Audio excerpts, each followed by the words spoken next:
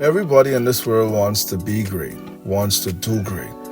But for some, they just don't know how.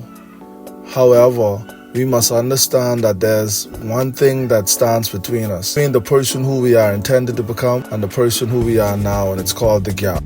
So we could be at this place at the crossroads and we look around and then there's no one paying attention to us. But we have to understand, what is it that we need to do? Do we now just stand there or do we push forward? The great thing is we are the persons that push forward. We keep moving forward. We understand that the gap is not easy. It has its obstacles, but it has its benefits, it has its rewards. So as we continue pushing through, as we continue going through, we realize that, hey, we are standing in the middle. We're looking around, we realize that the distance between where we've traveled and the distance of where we have to go is the same distance. So what do?